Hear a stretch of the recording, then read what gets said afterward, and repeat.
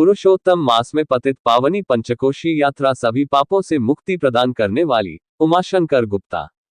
संवाददाता जमील अख्तर, वाराणसी के 80 स्थित डुमराव बाग कॉलोनी में काशी प्रदक्षिणा दर्शन यात्रा समिति के यात्रा संचालक एवं सूचना मंत्री श्री उमाशंकर गुप्ता ने वर्तमान में चल रहे पुरुषोत्तम मास के अवसर पर आयोजित पतित पावनी पंचकोशी यात्रा के धार्मिक एवं आध्यात्मिक महत्व पर विस्तार से प्रकाश डाला।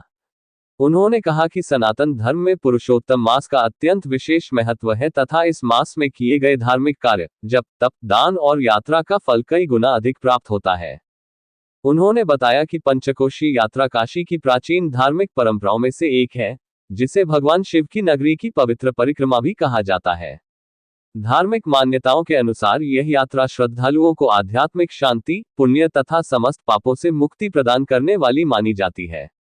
उन्होंने कहा कि यह यात्रा केवल पैदल चलने की प्रक्रिया नहीं बल्कि आत्मशुद्धि और ईश्वर से जुड़ने का एक दिव्य माध्यम है।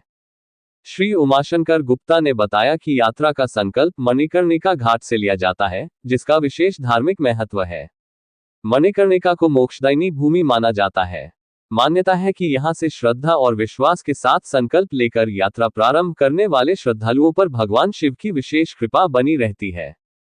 उन्होंने बताया कि पंचकोशी यात्रा मार्ग में अनेक दिव्य और प्राचीन मंदिर आते हैं, जहां श्रद्धालु भगवान शिव, देवी शक्ति तथा अन्य देवी देवताओं के दर्शन कर आशीर्वाद प्राप्त करते हैं।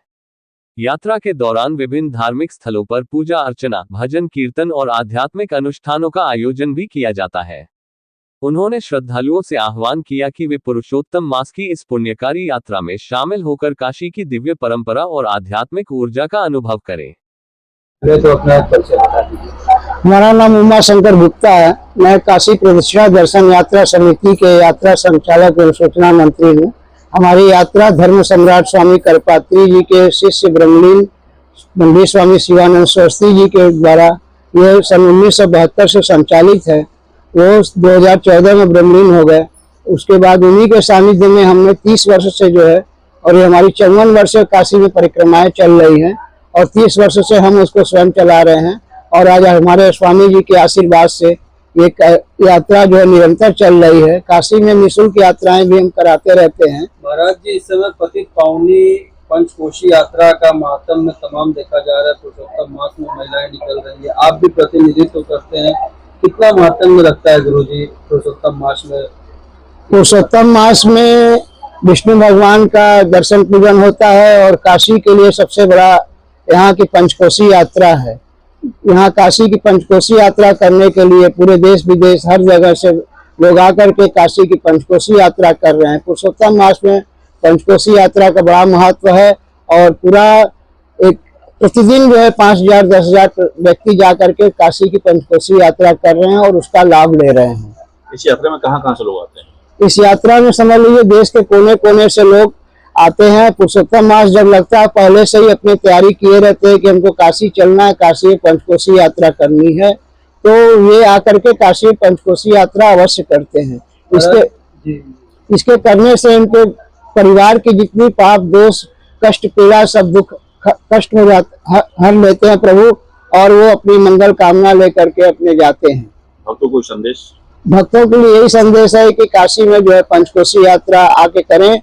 यदि 5 दिन में पैदल नहीं कर सकते हैं, ऐसा है कि पंचकोशी यात्रा में शंकर जी के 108 गण हैं और ऐसा कहा गया, ऐसा लिखा भी है कि खुद स्वयं विश्वनाथ जी पार्वती के साथ अपने गणों से मिलने के लिए पंचकोशी यात्रा वर्ष में 2 बार करते हैं, तो इसको देव यात्रा बोलते हैं।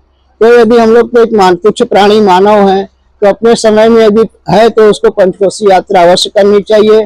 5 दिन में नहीं कर सकते हैं तो गाड़ी से 1 दिन में करिए। 1 दिन में गाड़ी से भी नहीं कर सकते हैं तो यहाँ गोला गली में ये आपका पंचकोशी मंदिर है, वहां जाकर के 5 परिक्रमा करिए और उसका पूर्ण लाभ लीजिए। महाराज जी, एक बार थोड़ा पंचकोशी यात्रा का कैसे संकल्प होता है, कैसे कैसे पड़ाव है, कहाँ पे पूर्णाहुति हो, उसका एक थोड़ा संक्षिप्त वर्णन दीजिए। पंचकोशी यात्रा का तो मेन नियम है कि पहले विश्वनाथ जी की अंतर्गृही की जाती है। विश्वनाथ जी की अंतर्गृही करने के बाद जो है साक्षी विनायक और ढूंढीराज गणेश और मोद विनायक, प्रमोद विनायक, सुमुख विनायक, दुर्मुख विनायक, गणनाथ विनायक के दर्शन करने के बाद माता अन्नपूर्णा और बाबा विश्वनाथ जी का दर्शन करके उनसे आज्ञा लेके व्यासपीठ पे संकल्प लेकर के वहां से मौन होकर के मनकनका जा करके फिर वहां मार्जन करने के बाद फिर वहां से पंचकोशी यात्रा आरंभ होती है। पंचकोशी यात्रा वहां से नाव के द्वारा लोग 80 तक आते हैं, कुछ लोग पैदल आते हैं। 80 से फिर जो है जाते हैं, पहला पड़ाव पड़ता है कंदवा, कदम ऋषि की तपोभूमि है। कंदवा के बाद फिर जाते हैं हम लोग भीमचंडी, दूसरा पड़ाव भीमचंडी देवी है। पूरे पंचकोशी में कई शक्ति बैठी हैं देवी जो बाल स्वरूप है, 10 मुखी काली हैं। और जो है उसके बाद फिर जाते हैं रामेश्वर के लिए, तीसरा पड़ाव रामेश्वर है। चौथा पड़ाव पांचों पांडवा है, जहाँ आपका धर्मराज युधिष्ठिर, भीम, अर्जुन, नकुल, सहदेव, माता द्रौपदी कुंड है वहां पे। फिर पांचवा पड़ाव कपिलधारा है। बीच में भी कपिलधारा के बाद फिर जौ विनायक जाते हैं। फिर जौ विनायक से आकर के पुनः मनकनका जो है संकल्प छुड़ा के यात्रा, फिर पुनः विश्वनाथ जी जाते हैं, अन्नपूर्णा जी दर्शन करके फिर पुनः वैसे ही व्यासपीठ पर संकल्प छुड़ा करके जो है विराम करते हैं। लेकिन चूंकि ये कॉरिडोर बनने के बाद व्यासपीठ को तोड़ दिया गया है, तो इस कारण से भक्तजन विश्वनाथ मंदिर नहीं पहुंच पा रहे हैं और मनकनका घाट से ही परिक्रमा करके मनकनका घाट पे ही जो है सरकार की तरफ से विश्वनाथ मंदिर के लिए, पंचकोशी के लिए कोई व्यवस्था नहीं है। कॉरिडोर के पहले सरकार व्यवस्था करती थी 1 महीने के लिए, लेकिन इस बार प्रशासन ने कोई व्यवस्था नहीं किया है। तो भक्तजन अपना निराश होकर के मनकनका से ही पंचकोशी यात्रा करके मनकनका समाप्त कर रहे हैं।